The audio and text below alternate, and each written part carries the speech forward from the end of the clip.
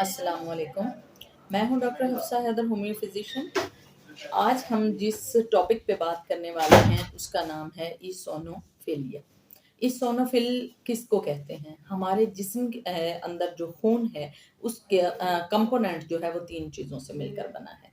White blood cell और जो है सुर्ख हमारे सेल होते हैं और प्लेटलेट्स होते हैं। यानी डब्ल्यूबीसी होता है, आरबीसी होता है और प्लेटलेट्स होते हैं। इसी तरह उसके आगे कंपोनेंट होते हैं, यानी डब्ल्यूबीसी जो होता है, यानी वाइट ब्लड सेल जो होते हैं, उनके अंदर के कंपोजिशन जो जब बनती है तो उसका एक कंपोनेंट होता है, एक हिस्सा होता है, ईसोनोफिल उसका नाम होता है।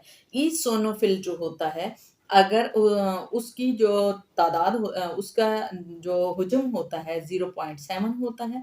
अगर इससे बढ़ जाए या इससे कम हो जाए तो ये हमारे लिए काशन है कि हमें कोई ना कोई बीमारी है। और बीमारी कौन सी? एलर्जिक बीमारी है। जब हमारे किसी बच्चे का या हमारा बुखार नहीं उतर रहा होता, या छींकें बहुत ज़्यादा आ रही होती हैं, या हमें बहुत ज़्यादा एलर्जी या अर्टिकेरिया हो रहा होता है, छपाकी हो रही होती है, हमारे बॉडी के अंदर जो है वो बुखार उतरने का नाम नहीं ले रहा होता, तो तब डॉक्टर डिसाइड करते हैं कि आप सीबीसी करवाएं। और सीबीसी के अंदर जब ईसोनोफिल काउंट जो है वो रेज होता है, 500 से ज़्यादा होने लगता है, तो वो हमारे लिए बहुत ज़्यादा हार्मफुल होता है। तो तब हम कहते हैं इसको ईसोनोफिलिया हो चुका है या हमें ईसोनोफिलिया हो सकता है। तो इसके रिस्क फैक्टर्स जो हैं वो बढ़ जाते हैं।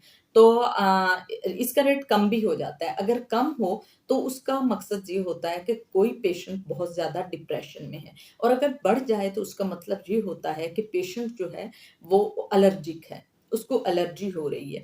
तो इस तरह से इसके रेट काउंट्स होते हैं। और उसके बाद हम देखेंगे कि इसके रीज़न्स क्या-क्या होते हैं, कॉजेज़ क्या-क्या होते हैं। तो ऐसा है कि इसे एलर्जी भी हो सकती है, खाँसी भी हो सकती है, बदन दर्द भी हो सकता है, अर्टिकेरिया भी हो सकता है, ब्लड कैंसर भी हो सकता है। और ज़रूरी नहीं है कि ये कैंसर ही कॉज़ करे, एलर्जी कॉज़ भी हो सकता है। इसलिए ये डरना नहीं चाहिए, ये इतना हार्मफुल भी नहीं है, और अगर इसे इग्नोर किया जाए तो ये हार्मफुल भी है। तो इसलिए ईसोनोफिल जो काउंट है वो बहुत ज़्यादा मैटर करता है कि आपको क्या है, आपके साइन एंड सिम्पटम क्या हैं, और आपको बीमारी क्या लाहक हुई है। वो आपके टेस्ट के ऊपर जो है वो डिपेंड करता है कि आपको एक्चुअली क्या है।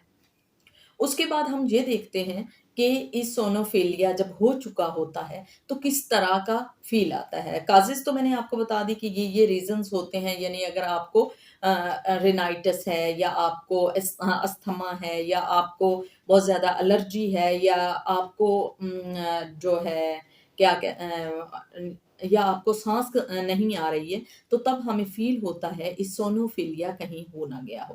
और जब हम टेस्ट कराएँ, अगर इसोनोफिल बढ़ चुके होते हैं, तो हम कहते हैं इसोनोफिलिया होने के डर जो है वो भी बढ़ चुका है। जब इसोनोफिलिया बढ़ चुका होता है तो हमें कोई भी पैरासाइट आता है, कोई भी इन्फेक्शन होता है हमें, तो उस इन्फेक्शन की वजह से इसोनोफिल बढ़ जाते हैं। तो अब हमें इसके लिए करना क्या है? इसके साइन एंड सिम्पटम क्या हैं?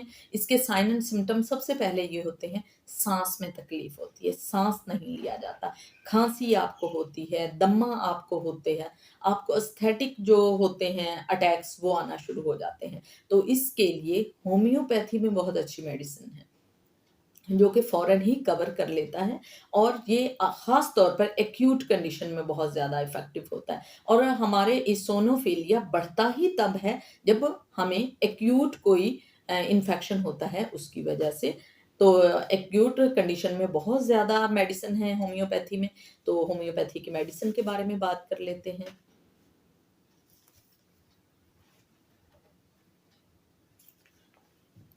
हिस्टामिन बहुत ही अच्छी मेडिसिन है।